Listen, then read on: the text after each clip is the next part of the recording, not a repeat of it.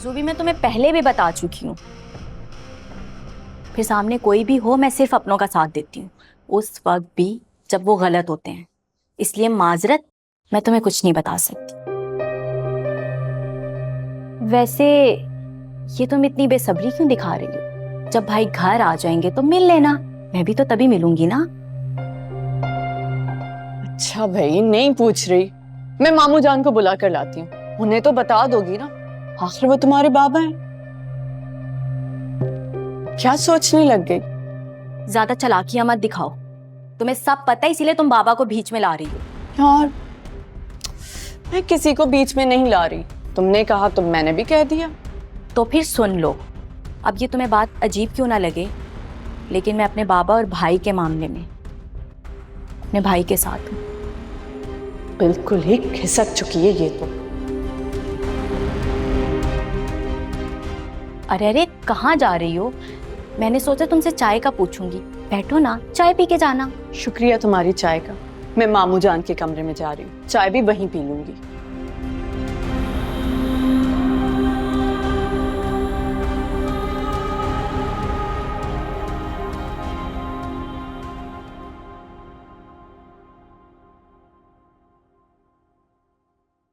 चाहता तो हूं तुमसे पूछूं कि तुम्हारे दिल की हालत कैसी है। विरसा भाभी को तुमने सिर्फ घर से निकाला या दिल से भी निकाल दिया? तुम शायद पसंद ना करो वकार, मगर बहुत शिद्दत से दिल चाहता है कि मैं विरसा भाभी से मिलूं और उनसे पूछूं कि जब इतनी तकलीफें और इतने दुख झेल लिए तो फिर अब ऐसा क्यों किया। वकार, वकार,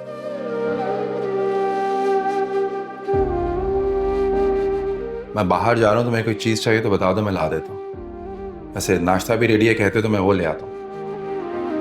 कहीं से जहर मिला तो ला दो। विरसा भाभी का फोन आ रहा है, शायद तुम्हारा फोन ऑफ है तो मुझे फोन करिए। तुम भी अपना फोन बंद करो। जी हेलो। हेलो, अस्सलाम वालेकुम, हमदान भाई बात कर रहे हैं। मैं वर्षा। जी भाभी, मैं हमदान बोल रहा हूँ। मैंने आपसे पूछना था कि वकार ठीक तो है ना, साथ है आपके? कैसे है वो, कहाँ है?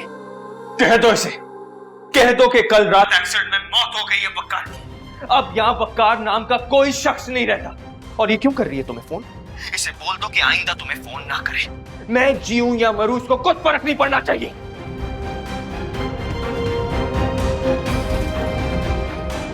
हेलो, तुम्हारा दिमाग तो नहीं खराब हो गया? वो सिर्फ तुमसे तुम्हारी खैरियत मालूम करने के लिए फोन कर रही थी।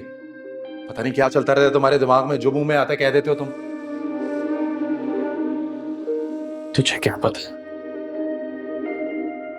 वो सिर्फ ये मालूम करना चाह रही थी कि जो जख्म उसने मुझे दिया है, उसके बाद भी मैं जिंदा हूं या मर गया। और अफसोस, अफसोस कि मैं अब तक जिंदा हूं। इंतजार में बेदर्दी न देखे मेरे आंसुओं को, मेरी गलती भी क्या थी मुझको बता दो, मुझको बता दो, मुझको बता दो। की मिलिया तेनू, की मिलिया मेरा दिल तोड़ के।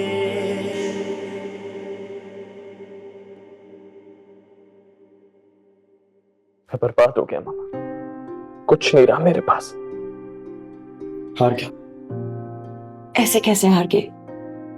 तुम तो मेरे बहादुर बेटे हो, तुमने तो हमेशा हमें हौसला दिया है, तुम कैसे हार सकते हो? जिसके लिए मैंने अपना सब कुछ खो दिया मामा, आज उसे भी खो दिया। मैं बिल्कुल अकेला रह गया। नहीं बेटा, तुम अकेले नहीं हो, अभी मैं जिंदा हूं। तुम्हारी माँ तुम्हें कभी अकेला नहीं छोड़ेगी, तुम हौसला करो, मैं हूं ना। तुम ऐसा करो कि मेरे साथ घर चलो।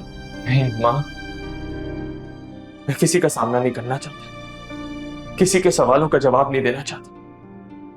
और बाबा, पापा को मौका चाहिए और उन्हें मौका मिल गया है मुझे गलत साबित करने का। उनके तंज मेरा जीना दो भर कर देंगे और वो कुछ गलत भी नहीं करेंगे, वो सब सही कहेंगे, क्योंकि गलत तो मैं साबित हुआ मामा। मामा, अपनी गलती का इतराफ करने का ना ही मुझ में हौसला है और ना ही हिम्मत। हाँ प्लीज कुछ दिनों के लिए मुझे यहीं रहने दें, प्लीज मामा। बेटा, मैं तुम्हारे खिलाफ ना कोई फैसला करूंगी और ना ही जबरदस्ती। तुम जो चाहोगे वैसा ही होगा। ठीक है, तुम कुछ दिन इधर ही रहो, मैं कल और खाना बना कर लेके आऊंगी। ये खाना आप मेरे लिए लाई मामा? हाँ बेटा, मैंने अपने हाथों से बनाया है। बड़े अरसे के बाद मुझे खाना बनाने में लुत्फ आया है। मुझे ऐसा लगा तुम वही वो 10 साल के बच्चे हो जिसके लिए मैं खाना बनाया करती थी, तुम्हारी पसंद की डिशेस। बेटा, तुम्हारे पेरेंट्स किधर हैं? आंटी, मेरे पेरेंट्स यूएस में हैं। वो मेरी सिस्टर है, उससे मिलने गए हैं, 1 महीने तक लौट आएंगे। अच्छा, फिर मैं तुम्हारे लिए भी खाना भेजूंगी। तुम दोनों इसको गर्म करके खा लेना और अपने दोस्त को भी खिलाना। अरे आंटी, इसकी जरूरत नहीं है, घर पे कुक भी है और मैं खुद भी बहुत अच्छा खाना बनाता हूँ, इसे किसी चीज की जरूरत नहीं होगी। अच्छा दोस्त दुनिया की सबसे बड़ी नेमत है।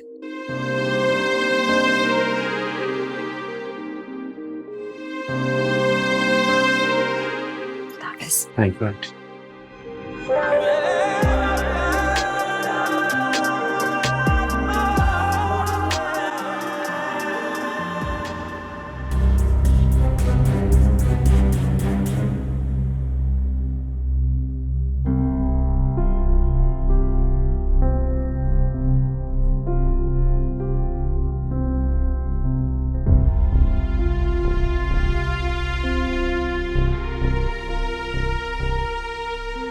अम्मी, क्या हुआ? आप इतनी परेशान क्यों हैं? अब्बू ने कुछ कहा है आपसे? नहीं, तुम्हारे अब्बू ने तो जैसे चुप का रोजा ही रख लिया। अच्छा चलिए, कोई बात नहीं। देखें, मैं भी जब से आई हूँ अपने कमरे से नहीं निकली। मुझे तो बस इसी बात की खुशी है कि अब्बू ने मेरे यहाँ आने पे कोई एतराज नहीं किया। मुझे रहने दिया अपने घर।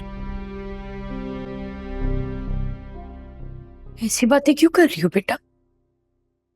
मायूसी की बातें करने से इंसान कमजोर पड़ जाता है।